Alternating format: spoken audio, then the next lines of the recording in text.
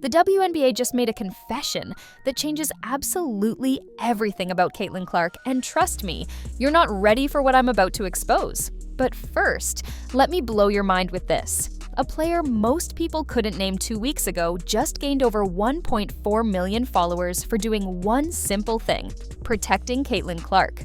Yeah, you heard that right. 1.4 million in a week. If you want to see the WNBA finally start protecting its biggest star, instead of letting her get mugged every night, smash that like button right now. Every like is a vote for actual basketball, not be with a hoop. Let's get this video to 50,000 likes and force the league to wake up. Here's what just went down that has the entire basketball world losing their minds. Rebecca Lobo, and we're talking about a Hall of Famer here, an Olympic gold medalist, someone who's been around this league since 1997, just pulled the curtain back on the dirtiest secret in professional sports. After secretly talking to coaches across the entire WNBA, she discovered something that should terrify every single executive in that league office. Every single coach said the same thing. Not some of them, not most of them, all of them. The officiating in the WNBA is so broken that coaches are literally teaching their players to exploit it. We're not talking about strategy anymore, folks. We're talking about coaches telling their players, and I quote, "Be as physical as possible for 40 minutes because for 38 of those minutes, you'll get away with it." Let that marinate for a second. Professional coaches are game planning around referee incompetence. They're not drawing up plays. They're drawing up assault plans. And guess who's target number one? The most popular athlete in America right now. Not female athlete, athlete, period. The WNBA finally admitted what we've all been screaming about for months. After Marina Mabrey literally body-slammed Caitlin Clark on national television, and I'm not exaggerating, she shoved her from behind like they were in a UFC octagon, the refs gave her a technical foul. A technical for assault. That's like giving someone a parking ticket for robbing a bank. But here's where it gets juicy. Days later, when nobody was watching, the WNBA quietly upgraded it to a flagrant 2. Translation: oops, we screwed up so badly that we have to admit it, but we'll do it when nobody's paying attention. They're basically that friend who owes you money and texts you at 3 a.m. hoping you won't see it. You know what's absolutely wild? Sophie Cunningham went from 300,000 TikTok followers to 1.4 million in 1 week, all because she did what the refs refused to do: protect Caitlin Clark. She threw one retaliatory foul, stood up for her teammate, and boom, instant celebrity. She's selling jerseys faster than they can make them. Her social media is exploding. Brands are throwing money at her. And get this, marketing experts say gaining that many followers organically would cost over $1 million in advertising. Sophie got fined $400 for the foul and probably made it back 1,000 times over. That's not just smart business, that's the free market screaming at the WNBA, protect your star. But the league seems determined to learn this lesson the hardest way possible. Stephanie White, the Fever's coach, went absolutely nuclear after the refs let Natasha Cloud basically tackle Caitlin on the final possession of a game. No call. Game over. White called the officiating egregious and said the disrespect for their team has been unbelievable. You know what the league did? They fined her. Not the refs who can't do their jobs, not the players taking cheap shots. They fined the coach for pointing out the obvious. It's like getting arrested for calling 911 during a robbery. Here's a stat that should make every WNBA executive break out in a cold sweat. When Caitlin was out with injury for 5 games, viewership crashed by 50%. Not 10%, not 20, 50. That's not a ratings dip, that's a ratings catastrophe.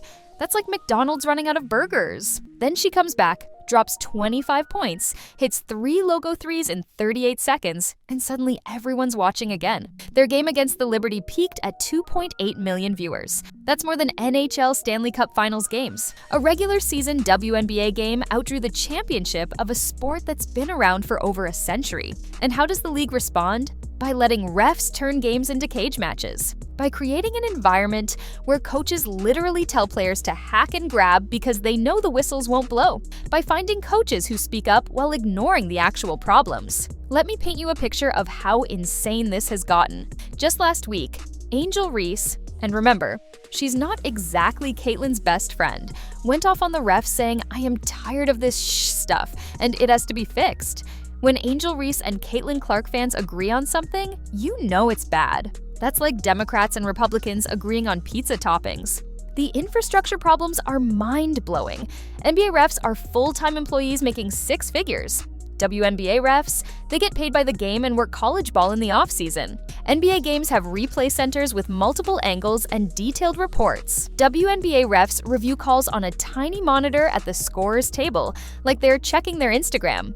But here's the kicker. NBA refs can make more money officiating college games, around $2,000 per WNBA game versus over $5,000 for big college games. So the league is essentially saying, hey, come ref our games for less money with worse equipment, and oh, by the way, everyone will hate you. It's gotten so bad that Aja Wilson, the reigning MVP, took a shot to the head that should have been a flagrant 2. They called it a common foul.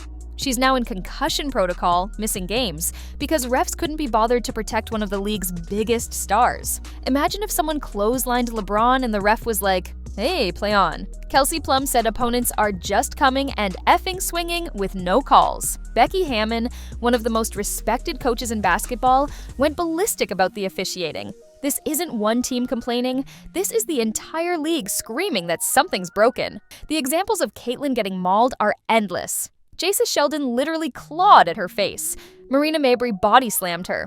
Players are twisting her arms, grabbing her shoulders, doing things that would get you ejected from a pickup game at the Y. And the message from the league, whether they mean it or not, is crystal clear.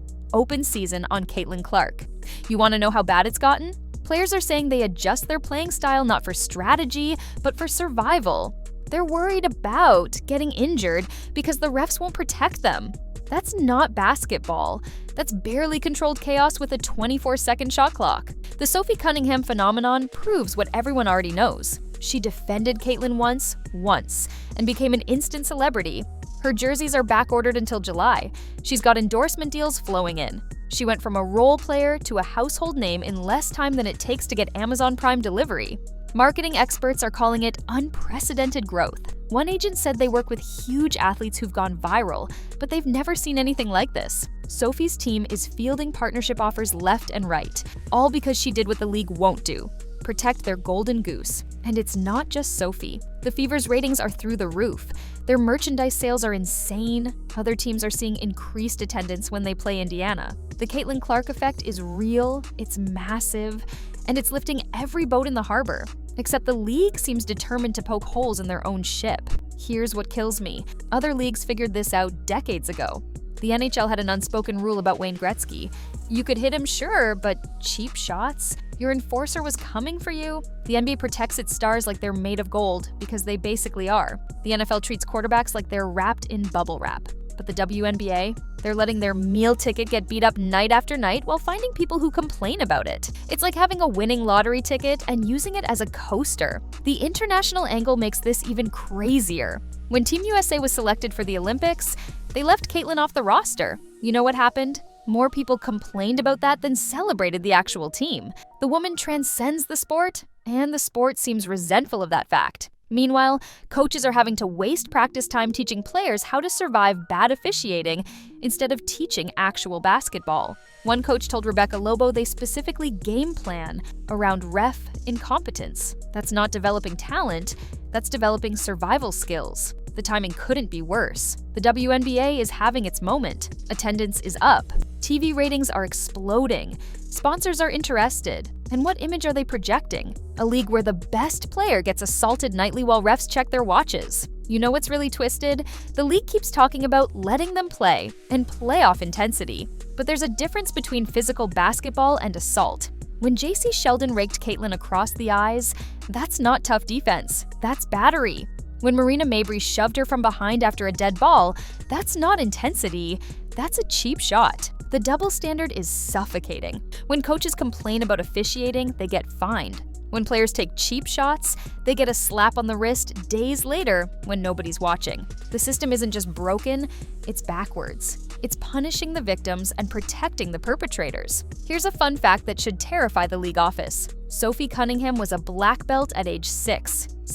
The Fever brought in a literal martial artist to protect Caitlyn because the refs won't. That's not a basketball strategy. That's hiring security. And Sophie's been crystal clear about why she did it. She said the refs have failed to protect the star player of the WNBA for years. Not a star player, the star player. Everyone knows who runs this league, except apparently the people running the league. The propaganda machine is working overtime trying to spin this as normal rookie treatment or welcome to the pros. But here's the thing, Michael Jordan got fouled hard as a rookie. He didn't get assaulted. There's a massive difference between the bad boy Pistons playing tough defense and what's happening to Caitlyn Clark. Every metric screams the same thing. When Caitlyn plays, people watch. When she doesn't, they don't. When she's protected, the game flows. When she's getting mugged, it turns into a street fight. This isn't complicated. It's not some mystery that needs solving. It's basic cause and effect. But the WNBA seems determined to kill their golden goose. They've got coaches across the league, competitors who agree on nothing else, unanimously saying officiating needs to improve. They've got their biggest stars getting injured because of poor protection. They've got a system where cheating is rewarded and complaining is punished. The Rebecca Lobo situation got even weirder when she made a simple comment during a broadcast about differences of opinion being what makes America great and had to apologize for it. The WNBA is so paranoid about everything that even their broadcasters are walking on eggshells. How can you fix problems when you can't even acknowledge reality? The contrast with other leagues is staggering. When the NFL had issues with player safety, they changed rules. When the NBA had problems with flagrant fouls, they cracked down. When MLB had concerns about pitcher safety, they acted. The WNBA's response? Find the coaches who point out problems. Here's the bottom line, and this is where it gets really serious. We're not talking about a few bad calls anymore.